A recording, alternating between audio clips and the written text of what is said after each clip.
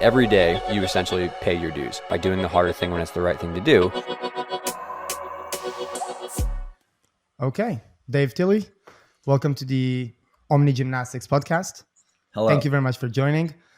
I appreciate your guys' patience on the chaos of getting this scheduled with my schedule that doesn't seem to exist anymore, but I'm here with a cup of coffee to answer anything I possibly can to help.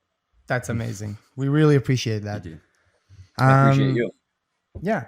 So obviously we're big fans of yours. Like, we've been following you for years. Yeah, I think something that, because getting ready for this podcast, I've been looking a lot through your website and just how you manage things and how they work. And something that I keep seeing over the last few years is like you focus so much on the culture of the gymnastics world for very understandable reasons. Like also, like, we are European people. Like, I'm from Israel. Jamie, this is Jamie. He's from the UK originally. At the moment, we're both based in Canada, Cool. which has been a big jump. Yep. But I think someone needed to start that movement of the culture needs to change. I definitely agree with that. And I think I saw, we haven't gotten around to read it, but you have a full book about gymnastics. I wouldn't read culture. it either. It's really long. No. I think it's necessary to read. I think it's important to see what the other thinkers have to say if you want to contribute as well. And we have an iPad full of questions. We're not, obviously, I don't think we're going to get through all of them, to be honest. I say we do them all. Let's get everyone. Okay, let's try. So the first, let's try. So the first basic thing, I think I've never heard that about you. How did you get into gymnastics? Like how this story started for you? For sure. Yeah. And I tend to get I have a little bit of ADD and I ramble on or jump all over the place. I also talk really fast sometimes. So if I'm ever too fast or I'm getting excited, just jump in and cut me off. But yeah, I have the most traditional upbringing in gymnastics, right? I was a young hyper kid. There happened to be a gym in my hometown. And my mom was like, so I'm going to try really hard not to swear. OG me swears, but I'll really try not to a little bit. We can edit everything you want. Just talk fully freely. Also, okay, cool. Swear. Yeah. I only know how to be 100% me at this point in my life. So if I swear or talk amazing. Off the cuff, that's just how I go. Right. So Feel I was free. a young kid and I had a ridiculous amount of energy. And my mom was like, dude, this kid is going to run and kill himself if I don't put him in gymnastics or do something. So the gym was down the road from my mom's work. And so she just literally put me in preschool classes. And then preschool becomes, whatever, competition screening becomes this, and this kid can run fast and jump. So let's do competitive gymnastics. When I tell you I was the worst young gymnast in the entire planet, man, I was awful. But I was really blessed that my coach, Tony Perino, shout out, was one of the best mentors, humans, role models that you could ever ask for. And particularly a young male to experience, just didn't do gymnastics himself, but worked his ass off and really put himself through the grind to learn these things. And so I got really lucky that the place I grew up in was maybe not technically the best gymnastics in the planet, but the culture was phenomenal. My mentors were phenomenal. I had a band of dudes that I hung out with that I really loved. And it helped me get through some tough times growing up that I think was a really good way to lean on, in terms of morals and principles and ethics. We were really big on just be a good person, work hard, right? And we'll figure the rest out. And so I had that growing up. I actually quit when I was 11 because I kind of got burnt out from just training so much and stuff like that.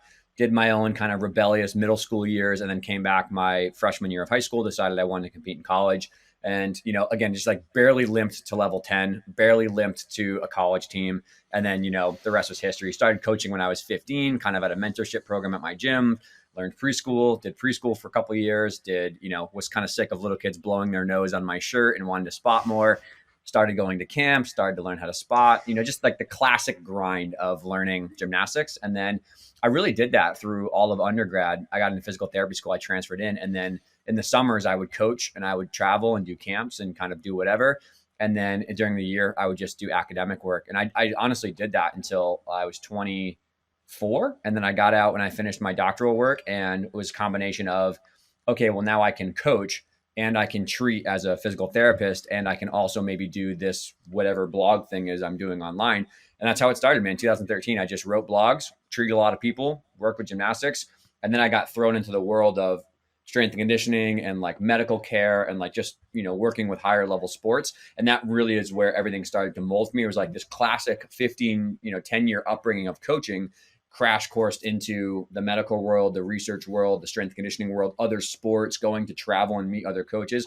And that's where Shift was really born, which was me just running into two different mindsets of how maybe other sports do things versus what we're doing in gymnastics. And that collision course, I think, is what people were interested in, which was a lot of maybe things that we think are cool and are interesting versus things that are new and very like, frowned upon, lifting weights, stuff like that.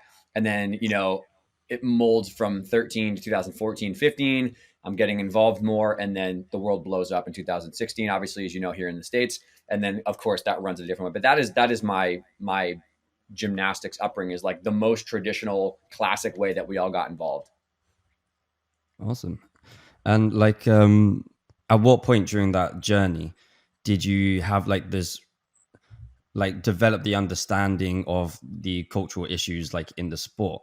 Was that like when you had your shift movement started and you're looking at like what other people are doing in sports, or did you, even if you didn't have the like armed with the skills to approach it, did you kind of see this when you're in those early stages of developing as a coach or even as a gymnast on the receiving end? Yeah, that's a really great question. And I'll try to be as honest as humanly possible that I can, as I talk to you guys, because I know you guys have worked really hard to get here for the questions and stuff, but it's impossible for me to talk about my coaching story without intertwining my personal development, right? Because I became a better coach when I became a better human.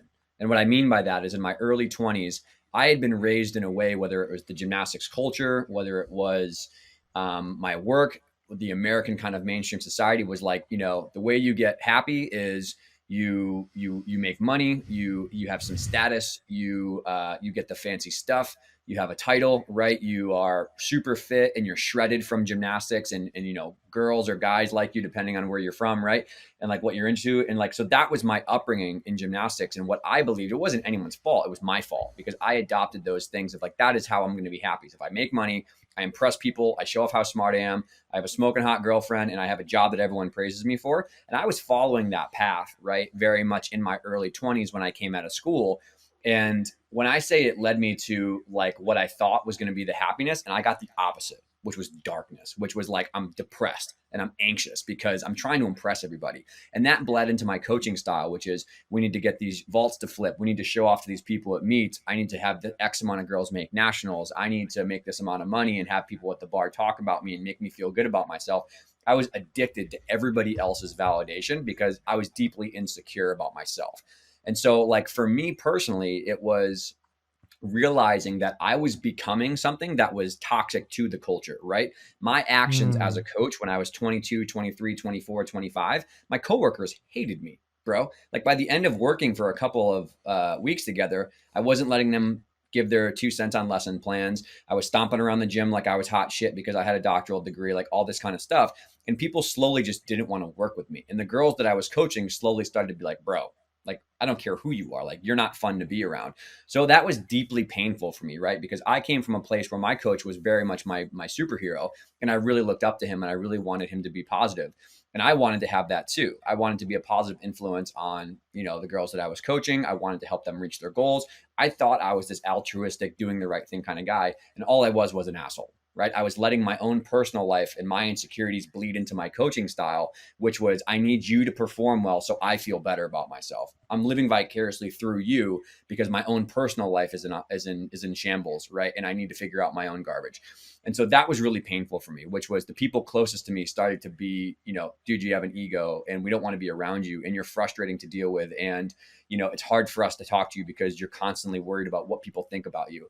And so that was just a really important turning point in my career. I was like 25, maybe like 24, 25, 26. And it was this combination of accountability, of realizing that, it's me, I'm the problem here, is that I need to wake up and realize that I'm dragging my personal life into coaching and that's causing everyone to feel like they need to live up to some ridiculous standard. And then I just was extremely like, just the expectations I had of myself and others were just relentlessly unrealistic, right? Like constantly wanting perfection and constantly wanting more and constantly wanting this. It was just toxic, man. It really was. And so, that is where things a lot changed for me in terms of my personal life. But I noticed this in a lot of other areas in the culture, right? I saw this happening. I started to work with, higher level gymnasts and higher level coaches and start doing national consulting or college consulting. And I saw my own personal pain in different ways in other people's lives. And it's a blessing and a curse that I'm a deeply empathetic person, right? Like, I think it's good because I can understand where people are coming from, but it's bad because I bleed for people in the same way. So when I saw people in a national coaching role, or I saw people working in the culture, and I see them at the bar just getting all this praise, and I see them trying to make choices that are maybe not the healthiest for themselves and others just to get on the podium or just to make a national team. In other people's minds, they think, oh, well, this is what it takes to be successful. And in my mind, I go, bro, I can see the pain behind your eyes when you're slamming down tequilas at the bar after a meet. Like, oh, I see this. I know what this is. You need everybody else's approval to feel good about yourself because you're unhappy about how much you work, or you're unhappy about your personal life, or you're frustrated that you're not making a positive impact, and you feel like you're keeping up in the rat race. Like, yo, I get this. Like, I get this on a human level. And so I saw a lot of that on other parts of the culture, and it was like, oh, you're hurting, so you're hurting other people. I get it. I understand. And so I would have these conversations with, people who I thought were, in my mind, were like really, really level-headed, successful people in the gym.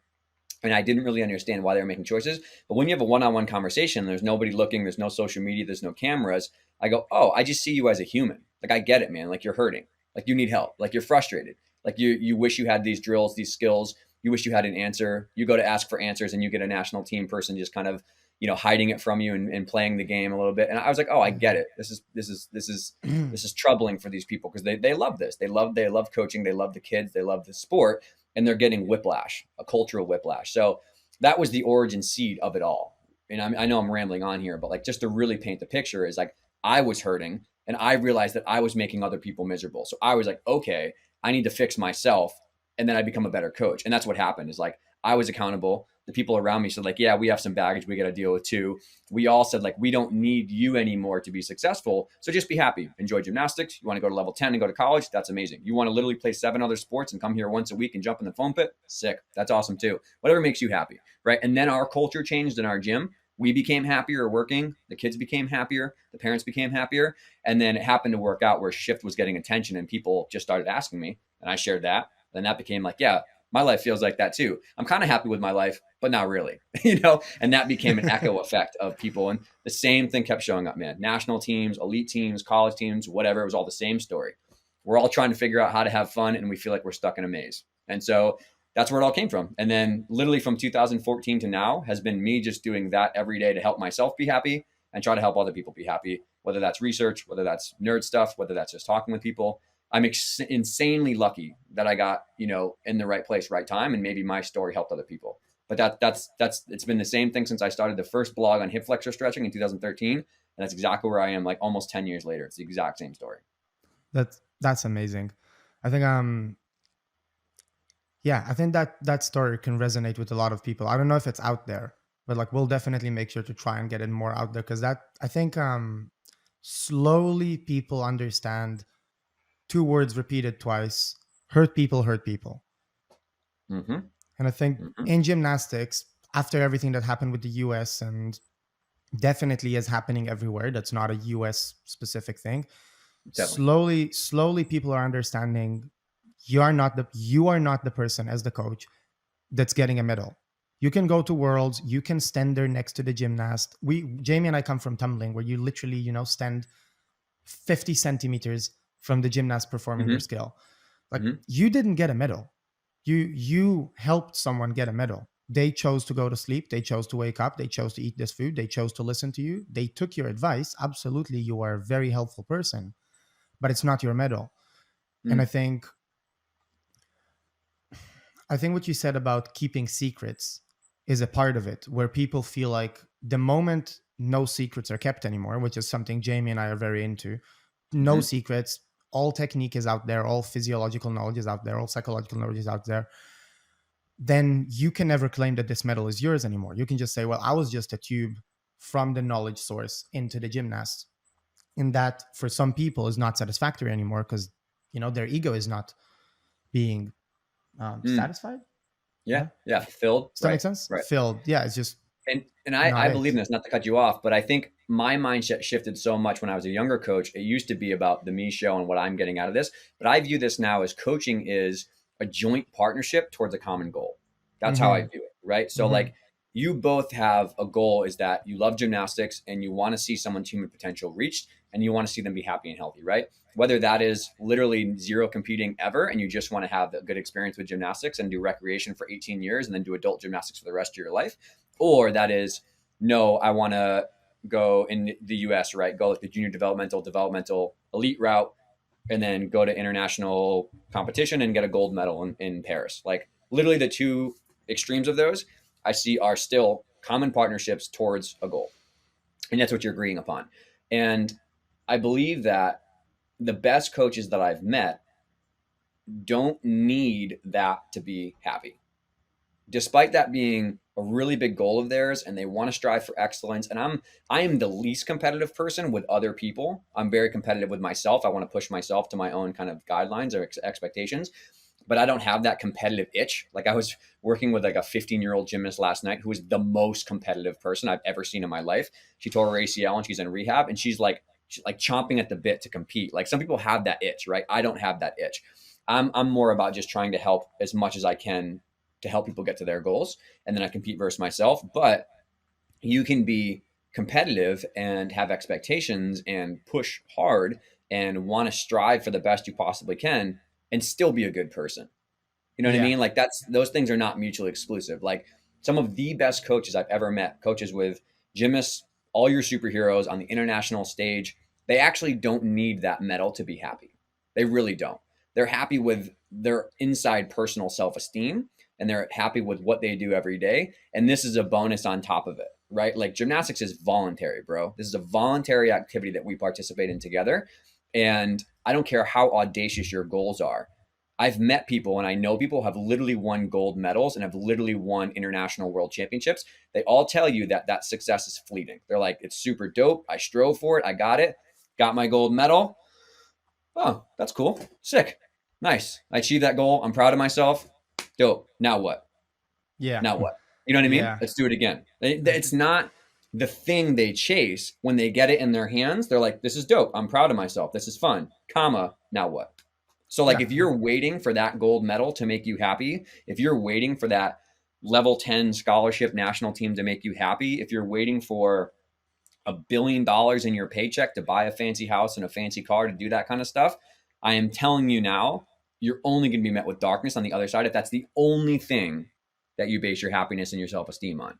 And I think that's really dangerous. And I see that. I saw that in myself as a younger coach, and I see that in many other people, which is I am using gymnastics or the athlete's performance or this score or this placement or this team to make me happy or to give me fulfillment or like that. And there's nothing wrong with being passionate about coaching. But in my mind, the people who are able to base the people who never depend on anyone or anything for their self-esteem or their happiness or their motivation can enter the gymnastics arena without needing anything and they can give a lot more. You know what I mean? That's what I noticed for me is that when I fixed my own shit and I figured out what makes me happy outside of gymnastics, how I can have my own self-esteem stores and what I can do to motivate myself just to be happy and healthy and enjoy my hobbies. When I go to the gym, I don't need anything from the girls. I don't need them to do well. I don't need them to perform well. I want them to be respectful and I want them to work hard and I want them to have like an expectation that this is our cultural guideline to be fair to everybody and work hard. That's why we're here. But if someone falls in a bar dismount at the nationals, I'm not going to throw a chair and flip out and get upset because my self-esteem is not attached to that. You know what I mean? Yeah. Like I have other ways to be happy and to be healthy. It took me a lot of Absolutely. work of self-reflection and therapy and journaling to get through that and get on the other side.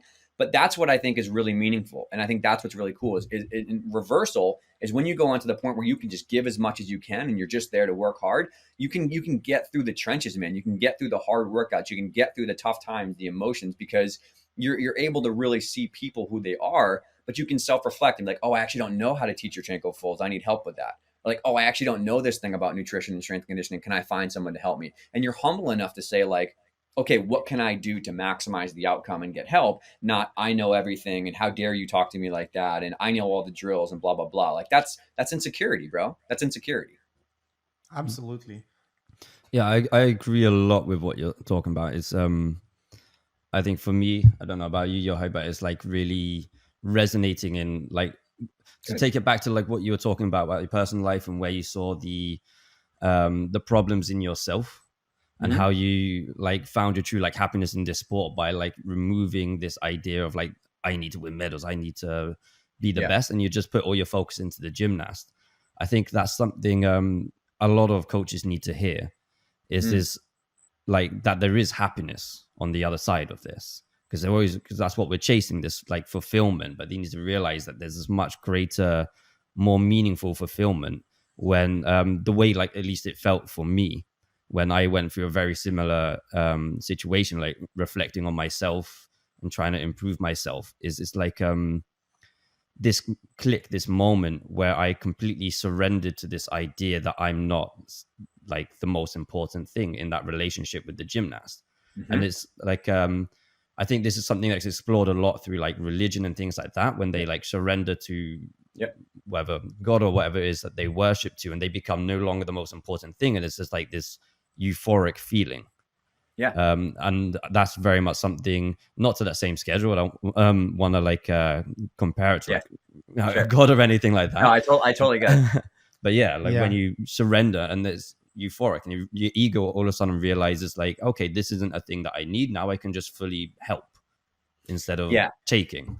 For Yeah. sure. And I think when you step back and you realize when you start going through these layers, right? Like, what do I selfishly, what do I want out of my life, right? I want to be happy and I'd like to be healthy and I'd like to do meaningful work. That's where I'm at. Like the things that matter for me the most, I Yeah. make all of my decisions in my life now to do this podcast, right? Like you could argue this is like, I love you guys, but you could argue like from a business point of view, this is a terrible use of my time, right? But I don't give Yeah. a shit about the money.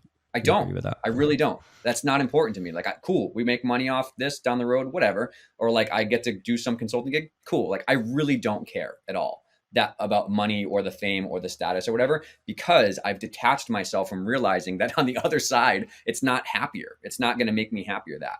But that's what I want out of my life now. I care about my health. I care about meaningful relationships, and I care about meaningful work. Because if all those three things are fulfilled every single day and I'm making an impact that way, I could unfortunately get hit by a bus next week and be like, you know what? I had a pretty good run. You know, like Yeah. I think I lived Yeah. well up until 33 when unfortunately the Greyhound got me when I was walking to work. Like I hope that doesn't happen, obviously. But if you go the other way and you don't reverse engineer, like what do you want out of it? It's really hard for you to make clear decisions. Right. So like I just want to be happy and healthy and do meaningful work and take care of the people I love and hopefully get that in return, because that's how I have the most enjoyment out of life.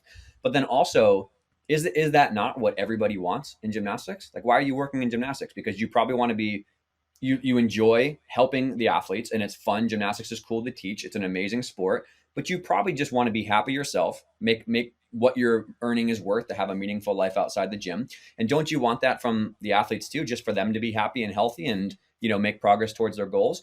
And when I really took a step back and I was like, why am I coaching? Why do I kill myself 100 hours per week between 3 jobs to still get in the gym and coach? It's because for me, some people are really into like the actual gymnastics teaching and the technical skills and, you know, the actual complexity of that, which I respect and I enjoyed a little bit too.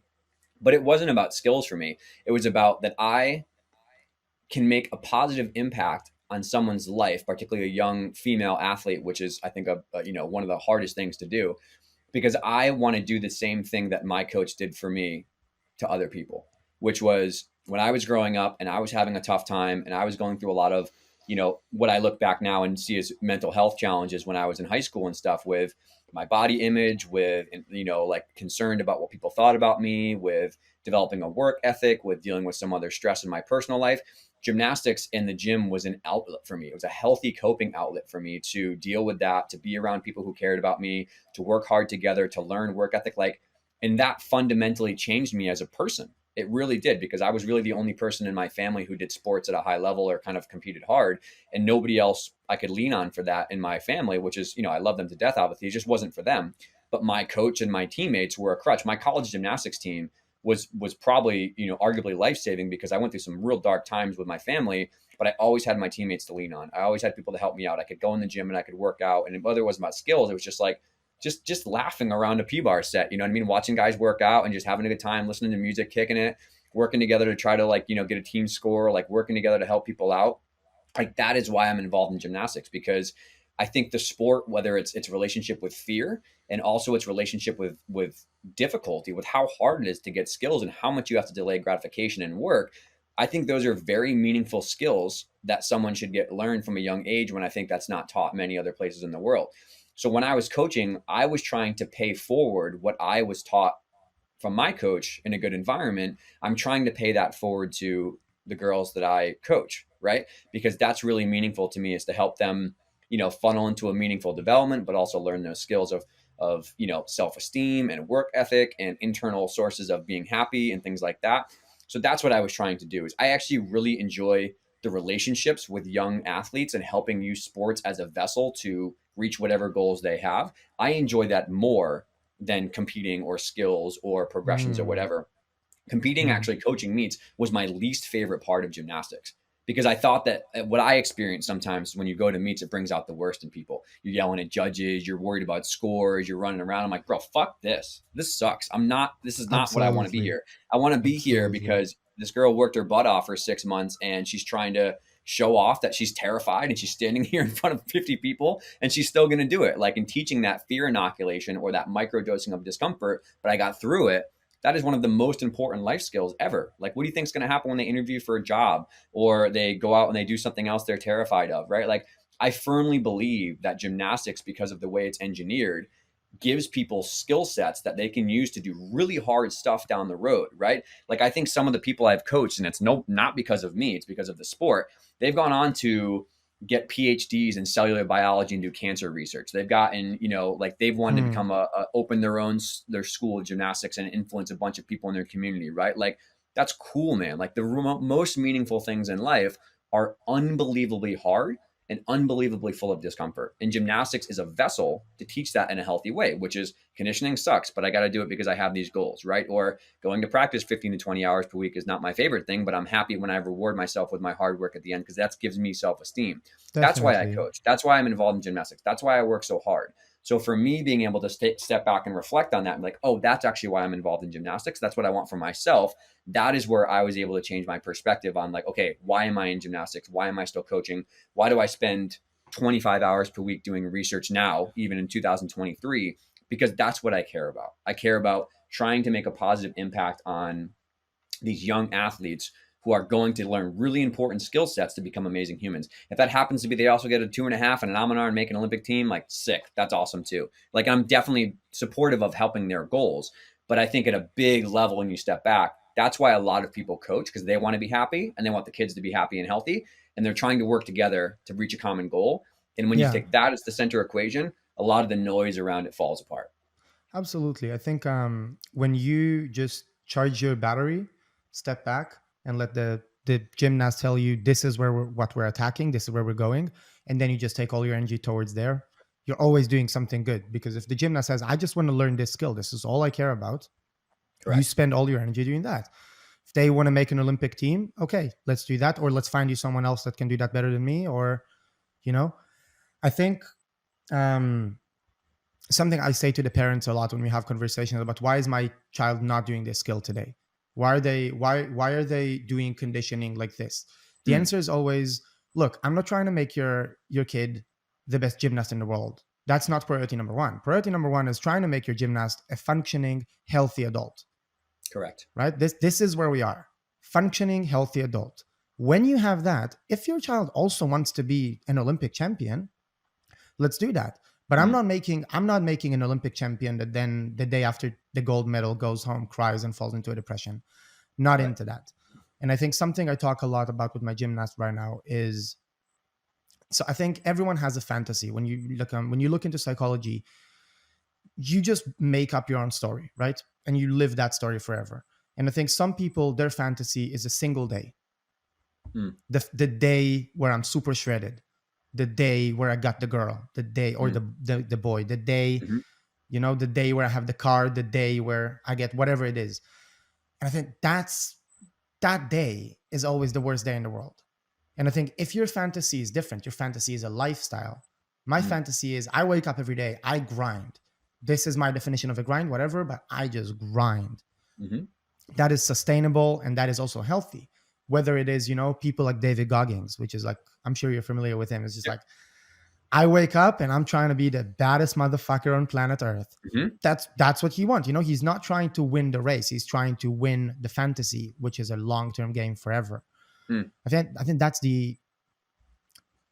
that's a shift the gymnastics needs to take as a whole. Just, we need to stop looking at Paris. It's gymnastics. It's not 2024. It's that this kid is going to live like until they're 90 minimum with like modern medicine. What the hell are you talking about? Like, oh, we got to get this skill by this competition. No, it's just, I think that's just the wrong way to look at it. You don't need to go exactly that route. You just need to stay healthy for a long amount of time. That will make you a functioning adult, which is, I think, at this society, the most important thing in the world, right? Dude, I agree, man. Sorry, go ahead. I was gonna add on to what you're saying, because I have like a genuine experience like very recently that kind of changed my mind a lot. And I think this is something like a lot of coaches should maybe try. Is I had like this privilege to work with like a men's artistic team, but just as like a substitute coach, like because there's like a coaching mix up and they just needed a coach over the summer for like 2 months. And that was like a really interesting experience for me, because I knew like I wasn't going to be their coach long term. I knew I just had 2 months with them. There's no, like, I couldn't take them to a competition. I couldn't get anything from these kids. And it was just like, okay, like, what am I going to do here? All of a sudden, like, it became very clear, like, these were just like human beings. And all I could do in those 2 months is like serve these human beings and do good by them. And it was like really interesting. And all of a sudden I started like realizing a lot about like how like the like suppression of this like male identity that we have a lot of in the modern world, where like people are like kids are taught, especially young boys at school, like it's a lot easier to shout and scream and throw a chair across a room than it is to cry and talk about your emotions. Yes. Things like that. And like, so I got these kids in, and every single day for me was just like just teaching them how to be boys, like actual real boys, not like what the world is trying to force you to be, but like, who are you like as a boy, and like talking to them and getting to know them and just doing everything I can in like 2 months. And that was like really interesting. I think that's something maybe a lot of coaches should try and do, is just take a group, no expectation of competition. It doesn't have to be like a rec group. It can be a high level group, and just take them for like 2 months and just like figure out, okay, how would I coach if there wasn't any competitions? Yeah, That was really interesting for me.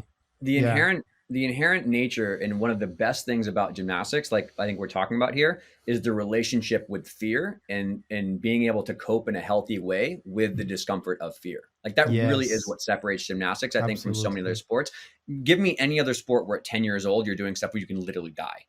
Yeah. Like soccer's hard, don't get me wrong. Like wrestling's hard, but like you're not going to break your neck, swimming. It's like when you do gymnastics at like particularly at elite level, you have 10-year-old kids who are doing Yurchenkos, who are doing giants. Like there's really dangerous stuff. And I think it's not that everyone should stop it, but that is one of the things I think is so powerful and transformative about gymnastics and being able to coach, is walking up to the threshold of fear, feeling, oh, this doesn't feel good at all. Like, I don't like this. Like my stomach hurts. I'm getting anxious. Like I'm getting overwhelmed, and being able to teach the athlete strategies and healthy coping ways to deal with that. That is one of the most fundamental skills that is so important in life. Every single time that another situation like that is going to come up, you're going to not maybe have the exact tools to deal with that, but you're going to understand that, and you're going to be able to deal with that, whether that is asking a boy or girl out for the first time, right, and giving them a kiss, whether that's going for a job interview, whether that's learning to drive, whether that's giving a presentation after X amount of years of work, right? Like whether that's applying for a job, that skill set of one, sitting with the discomfort of fear and being able to cope in a healthy way, that is really, really important. And for me personally, the step beyond that, which is what I'm really passionate about, and the reason it helps, is because when you inevitably will face, as a young, particularly a young female athlete, I keep saying that, but I think it's males too as well, with body image, with insecurity, with your own fears and stuff like that, you are going to get to a point in your life where by yourself, the voices in your head and how you feel you're going to feel deeply scared and insecure and have anxiety, right? And that is going to be there. And I think that is where a lot of like the conversation on being able to cope in a healthy way with mental health problems. And I think back to the whole toxic masculinity thing of, oh, I get it. You're happy when you have a six pack, because when you have a six pack, girls or boys like you. And when girls or boys like you, then you can get a girlfriend or a boyfriend. And then you can actually be happy because now you have a girlfriend you can show off to the world, or a boyfriend. Like, that equation is so toxic, right? And when you actually get through the noise of like marketing and media and hype and movies, when that crash comes down, which is what happened to me in college, is when I realized that. When that crash comes down and you realize like, oh, I'm actually really depressed. This is actually mental health problems. When you're by yourself and you feel like it's stigmatized and you have no one to talk to because you're a 20-year-old dude and you've been taught to just stuff that shit down and figure it out, you're going to have to deal with the discomfort of your own emotions. And you're going to have healthy ways to do it, instead of, unfortunately, what is taught now, which is just go drink with your buddies, right? Just go on social media, right? Just start, whatever, start buying shit to get new Jordans, right? Get a new flex, right? Like, just show off to everybody, right? Cover up your pain and put on a mask and you'll be okay. That is a very toxic place to be into. And I've experienced that at a really dark level. And it's not that I think gymnastics will be that cure, but it's just sports in general, right? Young athletics in general is a way to walk up to the door of fear. And courage is not the absence of fear. Courage is the ability to push forward despite your discomfort, right? That's what we're teaching things, is you're standing there at the bottom of an uneven bar set with a bunch of people around you, and you've worked your butt off to get this. You can do all these skills, but you're like, holy shit, I'm terrified right now. I'm terrified of judgment. I'm terrified of performing. I'm terrified of the danger. I'm terrified of the skills, right? Like, that is a way to learn how to deal with that and then move yourself forward. Whether that's a way for you to get to a goal, the next goal of the team, the next goal, and it's just competitive, or it's the life skill of dealing with discomfort, that is really, really important to me. And I think that's a huge thing. The most meaningful things I've been through and the most insane things I've had feedback loop are now 4 or 5 years later, after someone has graduated and we went through this with a Souk, or we went through this with a beam series or whatever, and we taught that skill. And now 8 years later, I have one athlete who I've talked about before, and like her father passed away of brain cancer, and her to be able to push forward through her life and get through the adversity, and she's dealing with other things that are crazy difficult that I've never dealt with. She credits a lot of gymnastics, not me, the ability to approach that fear door and find ways to soothe yourself or cope in a healthy way and still keep making positive changes forward, instead of sliding into toxicity and darkness of doing things that you're not proud of. That's for her has been a credit. And it's like, what in the world could be more meaningful than that to me? There's nothing that's more meaningful than that. Like, that's incredible to help somebody point them on a positive path.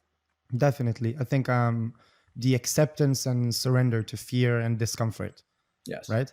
It's just, it's not about you being not afraid. It's about you being afraid and willing to do this. Mm-hmm. That's the thing. Like, you're not just, fear is a human thing. You need fear. It's necessary. Trying to completely shut it off the person that succeeds in that is a person in danger. I think like, if you're not afraid anymore of anything, like, you're you have a problem, man. Big problem. I have never, in my experience, and all the people I've been really lucky to meet, I have never met a super high level athlete who doesn't get scared. And if they say that they don't get scared, they're either lying or they're a psychopath. Like, the absence of empathy and fear is a psychopathic trait. And like, some of your superheroes who you see on TV, like Matt Frazier, you guys familiar with CrossFit at all? Like CrossFit, the sport at all? You don't have to be. It's just a great example. He's one of the baddest motherfuckers on the planet. And I've been able to hang out with him a little bit. He like dry heaves before he competes. When he was competing, he would like literally be almost throwing up in the corral for athlete stuff before. Cause like, he's normal and he's human, but that dude is bad, man. I guarantee you David Goggins gets scared.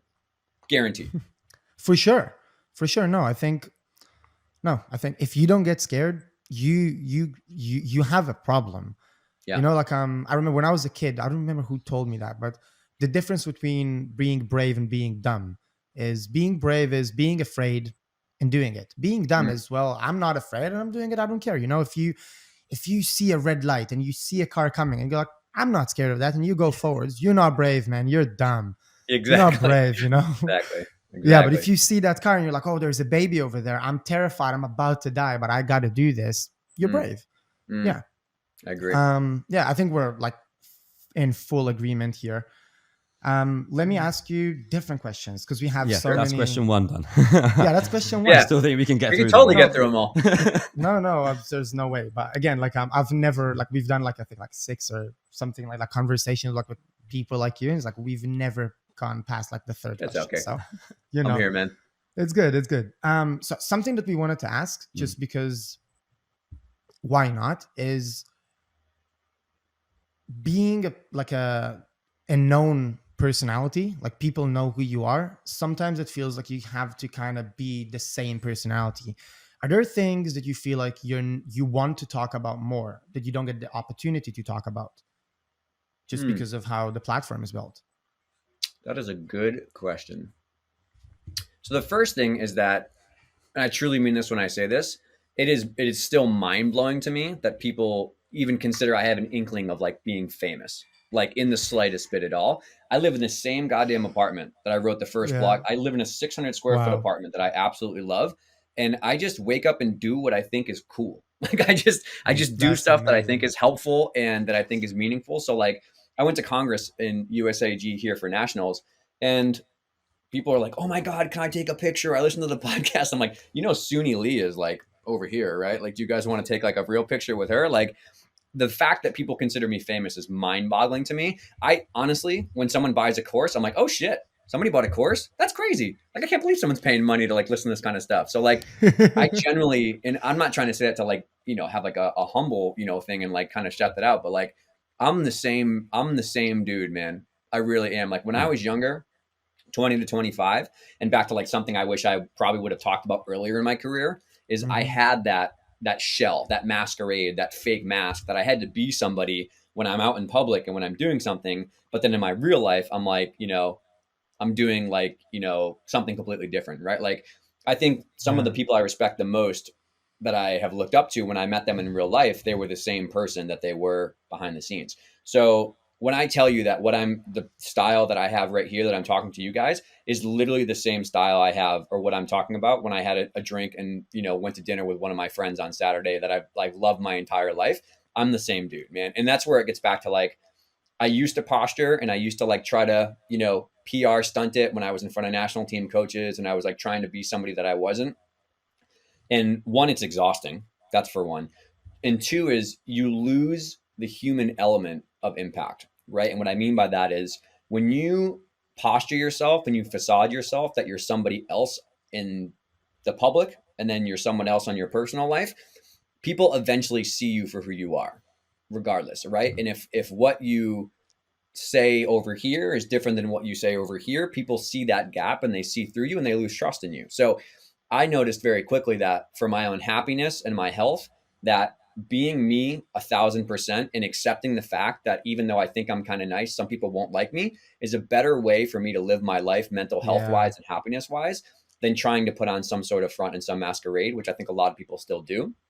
Bro, I'm the same exact person. I no longer care that people know that I'm a giant dork and I played Magic the Gathering with my brother and I watch TV and play video games. And I also like to read about, random cryptocurrency technologies in my personal life, but I also love gymnastics and I also love this. Like I'm a human, man. I have many elements to me. So when I see people now in public, I'm just like, this is me, man. And if you don't like it, that's okay. I'm not offended. I don't think you need to like love me, but I try really hard now to be the same person. If I swear, I swear, man. If something comes off the cuff and I baffle my words and I apologize, it is what it is. I don't know everything, right? I'm constantly learning and I'm constantly updating stuff. So stuff I thought about 5 years ago that I swore to be true, I don't do anymore. And I just come out and I straight up say that. So yeah, I wish that I would have at an earlier age, I would have been more honest that this is me 100%. And that comes back to security in myself and self-esteem, which is an ongoing process, which is like, I'm actually cool with who I am now, where I didn't used to really like who I was back in the day. And I had to change my behaviors and go to therapy and change how I thought about myself. But now I'm in a position where like, this is me, man. This is me. So like, I wish more people heard that at an earlier age. Yeah, that's amazing. Authenticity is energizing, whereas being fake is energy taxing. Yeah, I think like when you're talking about like the celebrities and things like that, if you take like all of these like big scandals that we read about, obviously we're not going to be chased by news reporters and things like that, but like it pretty much boils down to these celebrities always trying so hard to create an image of something that they're not. And then as soon as the public eye gets like a snapshot, a photograph, a video of you being yourself, it changes everything. Even you get this whole scandal and everything. So yeah, hopefully people can learn from this. I think like that's going to open my mind a little bit more about like, be yourself. Be yourself. Yeah. And it's back better to be the not culture of the gym and stuff like that. And I think maybe you guys have heard this in other podcasts. Two of the most impactful things to rebuild the culture in our gym that happened was, one, me working out and doing strength and conditioning with the girls, like literally writing the programs, doing them with them or before them, and them looking down the line and seeing me absolutely dying from doing sled pushes. Like, that's raw, man. That's like, yo, you're a human. This sucks for you, but we're getting through it together. But also is when I openly started saying like, I'm sorry, or I don't know, or hey, I messed up. I really apologize for that. And you also may have heard this in a podcast, but the most painful moment in my coaching career is when the girls wrote me and my coach a letter, essentially saying is like, you're picking favorites. You guys are coming to the gym and you're miserable. We can tell you're dragging your personal life in here. And it was like this accountability meeting where like they were like, we need to give you this letter because you guys don't realize your energy is straight up toxic right now. And so me being willing to say like, I'm sorry, or like I made a mistake, or I don't know, but I'll go. You guys might know Nick, right? I'm like, I don't know, but I'll text Nick and maybe I can get an answer tomorrow. You know, like that humility to say, I don't know, or I'm not sure. Let me look that up, or let me bring in a nutritionist because this isn't really my area of expertise. Or with me, I was the only guy in the gym for a while. I was like, listen, this is a female problem. Like, go talk to Eva and Mel about this because it's just not probably, I'm not going to be able to help you, but like I'll help you with the other stuff. I'm really good at talking about boyfriend girlfriend drama. Like I don't mind talking about that, but like everything else, just go hang out with Mel and you know, they'll probably have a better experience. Like it's amazing what that does for their trust in you as a coach, which is like, oh, this person really cares about me as a human enough to say, I don't know, there's somebody else more appropriate to help you. But the combination of humility, I don't know, I'm sorry, I made a mistake, let me try to fix that for you, comma, I'm going to do the work with you, I'm going to work out with you, I'm going to lead a healthy lifestyle. The best thing a coach can give kids is a positive example to follow. Yeah. Just again, it's more honesty and authenticity. Yep. You know, I'm not, when you come up to me like my foot hurts, I'm not trying to play physio. I'm not. Yeah. Not trying to play. Oh, let me, you know, let me see if it's just, I don't know. I'm or not a worse, doctor. You're not trying to say, no, your foot doesn't hurt, get back on the beam. Oh, You're dispelling what they say is real. Like that's a very bad one that still happens sometimes. Okay. I'm purposely trying to be blind to those things just because if I think of that, I'm not going to go to sleep ever because that's straight up abuse. And that's not okay. Yep. Cool. Let's do something. So something that I saw a post of yours and like, I'm assuming like it came from a podcast. How are you talking about like, athletes shouldn't train in hours more than their age. Mm-hmm. Right. Do you think that's more because just physiologically, that just makes no sense? Or is it because coaches are not good enough in managing load? Can you spend like 15 hours a week, with a 10-year-old, but doing a lot of physio and doing a lot of prehab and a lot of psychological training, stuff like that? Or do you think it's just not there yet? Yeah. So this is a great topic and that's a great question. The guideline there comes from an International Olympic Committee consensus paper, which essentially looks at all sports and youth injuries. Like baseball has a huge issue with elbow injuries and overthrowing, right? And then gymnastics obviously has a lot of injuries. So it comes from a consensus statement of a lot of different people coming together to figure out what can we do to reduce the risk of burnout and overuse injury and, you know, people quitting sports because they get banged up. And that comes from one of those papers that essentially outline that they recommend that I think it's up to the age of 14 that, or maybe it's 12, I could be wrong here, maybe it's 12, that an athlete shouldn't train more hours per week than their age because it starts to become a very repetitive sport-specific injury pattern of, you know, baseball and throwing or soccer and running injuries or gymnastics and jumping and landing injuries. And so that's where it comes from a medical point of view and from a technical point of view. Now, with that said, I think what you brought up is really important, which is people always ask me, you know, how many hours should my 10-year-old train? She's level 8. She wants to blah, blah, blah. And I can't give a good answer because I've met some gyms that do 20 hours per week flawlessly. They do a wonderful balance of basics, foundational preparation, strength and conditioning, prehab, skill work, routine work, and they have successful, very competitive level 10 gymnasts on a national stage with 20 hours per week and maybe a couple hours outside with physio or strength and conditioning and stuff. I've met other places that have 15 hours per week and they destroy the kids. They do all skill work, all hard landings, all repetitions, very minimal physical preparation, strength, flexibility, prehab, dance, choreography, basics, all that kind of stuff. So I've seen 15 to go way too hard, way too aggressive. And I've seen 20, 25, 30 treated phenomenally well. And so I think that's where I think it's both here. One is I think as a whole, the culture still is really not respectful or understanding or open to the research that says that year-round training is significantly correlated to increased injury risk and burnout risk in youth sports, which means that you're doing one sport all year round. It also is not open to the idea that early specialization is really not the best for someone's long-term performance and their long-term health, which means you specialize in one sport. In the research, it's before 14. But in gymnastics, and in one of our studies, the average mean age of specialization in gymnastics was 8, with most people at 6. Yeah. They picked one sport only from 6 years old. And so the research around year-round training, 0 off seasons, just keep going, early specialization is really, really not supportive of long-term performance and long-term health.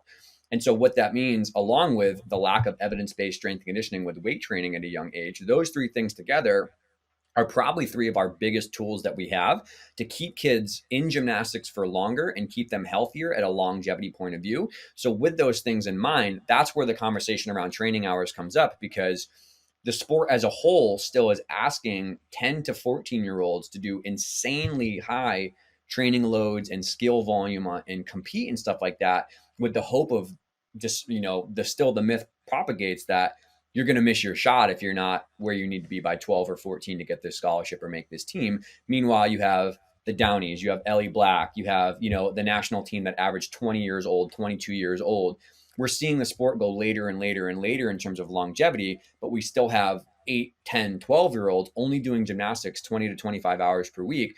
And of course, there's the injury conversation, but I think it's a performance conversation. I really do. I think that we're undermining someone's long-term potential in the sport by asking them to do insane training hours at 10 years old and don't do any other sports and only do gymnastics over and over.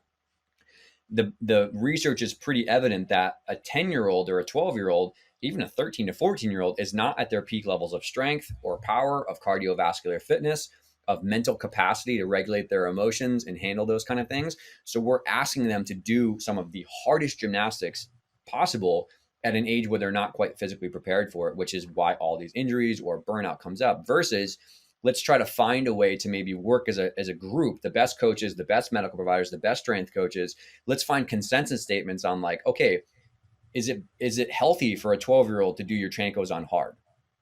Is that a great idea? Is that a great thing for us to push a Yurchenko layout when they're 12 years old, right? Or can we remodel the system to take the best of the coaches who can train these skills on a softer surface and an easier way with drills, to do lots of things to build these skills, because you need to work on them if you have audacious goals like the Olympics or national team. But competing them at 12, 13, 14 isn't really necessary all the time. Why can't we just prepare these things, get them physically ready, work them on the back burner, and then once they go through puberty, they get stronger, they develop, and then 15, 16, 17, 18, deploy those skills and actually compete them. You can still make your teams, you can still get your scholarship, you can still compete 22, 24, 28. Like, I think that is possible, and it's just a giant lag right now on the catch-up, because we don't want the pendulum to swing so far that it's like, never train hard skills and only do your age and hours and don't work hard and don't push the athletes. We don't want that. But what we're doing right now is definitely not optimal. So that's where that conversation comes from. It's research plus, Right. I think it's 12 years old, plus or minus 3 is probably a good buffer. Like, I think a 12-year-old can train 15 hours per week, maybe even 18 hours per week really, really well if the coach is educated, understands progressions, drills, physical prep, flexibility, all that kind of stuff. That makes sense. Yeah. I'm a big fan of meditation and conversation. So I think sometimes, meditation takes 20 minutes minimum if you want to get like a really effective session. So it's another 20 minutes. But that makes a lot of sense with this early specialization, where I think, again, Jamie and I come from tumbling, which is like the most specialized sport, in gymnastics. Super repetitive. Yeah. It's just, you literally run and you do backward skills. You do a round off and 7 backward skills for real. Like we have the idea of maybe learning and adding forward skills to it, but that's a whole different conversation. And I think personally, I've had the experience of starting gymnastics when I was 16 after doing parkour and Japanese jiu-jitsu for a while. And I was like, okay, I'm 16 now. This is my life. I don't care about high school. I dropped out when I was 18, before I did grade 12. I was just like, this is what I'm doing. I've spent like 15, 20, 25, 30, 40, how many hours someone is going to let me into an open gym. I'm there, and I grinded myself and I was not physically healthy. But now knowing what I know is like, I gained a lot just doing a year. From a year, like going from being able to do like a back tuck to being able to do a Miller in a year. That's amazing. I just got lucky, good people around me disagree. and good people around me. And it's not luck that you're willing to put 30 hours in a gym. I don't know. That doesn't matter. I think what I felt during that time was like, now that I'm like, my brain is developed enough, I can just go, boom. Whereas like I've had the experience in Israel of getting an 8-year-old and I choose the amount of hours and we do everything, but that kid could not do that. Like she tried her best, she was the most talented kid in the world, best lines ever, strong, fast, intelligent, like parents that are super supportive, mentally tough. She couldn't do it. She couldn't stand and look at the trampoline and just keep thinking, oh, this is how it goes. This is what I felt. It's not there. And the fact that she didn't have any other sports, she didn't have a lot of friends to talk. She was just, her parents were Soviet Union. Her dad was an acro gymnast. It's like, we're doing gymnastics. That's your life. Didn't feel like it was working well. And the more gymnasts I see, literally just the numbers, the more people I see, like you can in 1 year make the jump from knowing absolutely nothing to being like a competitive national athlete. And then the opposite, like you see, now I get the chance to see a lot of WAG athletes, women's artistic, and it's the opposite. Like you see a 6-year-old and you're like, that kid is so talented. But in a year, nowhere. It went nowhere because they're just saturated with the sport.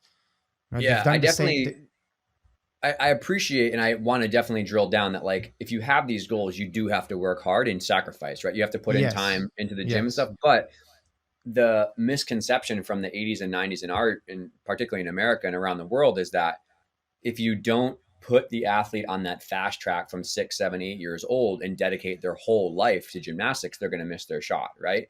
And I think that there's many examples of that being completely opposite. But also, I think it's quite the reverse, that by giving, this just sounds odd, just insane to say out loud, but it's true, is giving them an actual childhood, right? Like actually being someone who's socialized and goes to public school, does multiple sports. Like there's the physiological argument that more sports at a younger age is building a wider base for a higher peak, right? And so that's one argument, but also is that by just interacting with like friends outside the gym and like having a life outside the gym and going on family trips, like you could do all of that until 10, 11, 12, and literally be like, okay, now I want to start gymnastics hardcore at 12, 13, 14. The raw material, mentally, physically, emotionally, to have someone have that starting is probably going to be a longer tail in their career. Now, granted, you have some kid who wants to make national team, they want to go to the Olympics, whatever. That is all probably still not only possible, but more able to be done if you have those first 12 years really treated comprehensively, well-rounded, still do gymnastics, still have fun, still teach skills, but like being able to do more, right? More for longer, because even if you started hardcore, quote unquote, gymnastics at 12 or 14, with the trends that we're seeing in gymnastics, you still have 10 possible years to do a junior and senior elite career. Like you can literally start at 12 or 14 and go to 22 or 24. Michaela Skinner, Simone Biles, the Downies. Becky Downey is 30. And she's still on the world international stage. Ellie is like, in her upper 20s and she's smashing it still. Like there's still so much potential, but everyone, what is it? It is the fear of the unknown. Everybody is looking at the cliff into this dark space and being like, okay, well, if I change and if I try to not do 12 years old and not go hardcore, I'm going to miss the shot on national team. I'm going to miss the shot on the scholarship. I'm going to miss this, blah, blah, blah. And now we have more examples of people who are doing it very, very differently, coaches and gymnasts and whatever, working together for a positive example. And I think that the downhill trend is starting to happen now. And just to finish the loop back on training hours and stuff, the other thing that will help us and really needs to change is the length and density of competition season. Like women's artistic gymnastics season starts in like November for some people and goes till June. Like, bro, are you Makes no insane? sense. There's so many meets. There's so many meets. And I think that's a college problem too, is the density is like 15 meets in like 4 months. So like less meets, maybe one every other week or two per month max, one per 15 month. in 4 months? Yeah, the college gymnastics season starts in December and they go back to back to back to back all the way through to, that's insane. May. It's just too much, right? It's just too much on their body. So, yeah, that's a whole different discussion of like, okay, why so many meets? Like, well, we want to get more reps. I get it. We want to get more competition experience. I get it. But like very back end, you're like, is it about money? Is it because you make a lot of money off these meets at a gym? And I get it. You got to run a gym, keep the lights on. I understand it. But like, if the equation is money, we have a different situation to deal with there. Then there's stop being surprised when everyone quits and everyone is injured. Yeah. And it's like the mentality of every competition is the competition. Every competition, you got to win this competition because it's a competition. If someone sees you, it goes back to the fantasy. You have a one-day fantasy. And every piece of periodization literature disagrees with that. So, absolutely. Exactly. Ever like since the 70s with Bumper. Yeah. Everything about periodization and peaking and everything like that. Yeah. You can't do that many competitions. You can peak like 3 times a year max. Yeah. Like a fully mature adult, a 24-year-old woman who's been training her whole life can't handle that many competitions, let alone a 12-year-old who's barely hanging on. No, it makes no sense. It just makes no sense that like we're still here where like I feel like gymnastics is one of the biggest sports in the world, but also the most unprofessional sport ever. Like no one forces you. No one forces you, says like you need to be fully educated in human physiology and anatomy to be able to coach. And psychology. And psychology. Yeah. Like speaking from, I'm that person. Didn't graduate high school, did 1 month of like level 1 Israel. I was part of the national team. Like I went to a world championships with my gymnast. I was in England in his old club with like a world champion and his coach. And the coach looked at me and goes like, all technical skills. It's amazing. Like, all the technique. Great. Good for you. No one cares. You know nothing about physiology and your kid is limping. Like, what are you doing here? What are you doing here? We're here for 2 weeks. Your kid is obviously overtrained. What are you doing here? You're coming here getting ready for Worlds. Like, you know how you should get ready for Worlds? Don't come in tomorrow. Go have a nice day in London. For real. He really said that. Don't come in tomorrow. Go have a fun day because your kid doesn't look like they're having fun. Which I think is so lost on the culture. That's interesting. I definitely, that concept of unprofessional is interesting because part of me thinks that we can't paint everyone by the same brush in terms of, I think that there are some coaches out there that are unbelievably respectful, disciplined, all that kind of stuff. But if we use unprofessional in the context of the lack of structured education to make sure someone is qualified to teach, that I think is a very important application of that theory and that architecture, because that is for sure a huge problem in the States, right? Like my coaching experience to learn was shadowing preschool classes and learning the basics of technical gymnastics. And then after my safety cert and maybe another 6 months of training, and my gym was probably very different than others, I was able to take a group. And I really believe that if you want to become even a basic entry-level coach, there should be a mandatory combination of academic and clinical experience where you should take courses that are taught by people like myself or other coaches or whoever is the expert in that area, just on the basics of working with kids and stuff like that. Like that should be the minimum, in the same way that if you want to become X profession, you have to train, you have to take coursework, you have to do whatever. You should then pass a proficiency test academically, but then also stand with your mentor after 6 months and be like, okay, here's a 4-year-old, 6-year-old gymnast who want to do preschool gymnastics. Show me how you would set a circuit up. Show me how you would teach this skill. Show me how you would do this, right? And you have to prove that you're capable of safely running a class. And then if you want to move to optionals or high level competition, there should be continued work where now you go find you go spend 6 months with Nick, you go spend 6 months with whoever, a Dave, Ellie's coach, right? And you or Amy Borman, right? Like, and you just sit with them and you take 6 months more of good training. You split the payment, you pay for half, the gym pays for half, and you have a contract where you're going to stay and work for that gym for 6 months or 8 months after to rebuild the debt paid in the same way you do any other trade. Like, I really believe that is without that overhaul, it is going to be impossible to help correct some of the educational gaps we have. Absolutely. Absolutely. Definitely. Like Jamie and I, one of the first project we came up with was like, let's just, because Jamie is just like very close friends with a world champion in tumbling that has like a Christoph Willerton, if you know the name. So, and it's just like, he was very willing and very kind. We just wanted to film him, do every single skill, every single breakdown, every single shape, everything in a whole very clear system, put it up online for free. Yeah.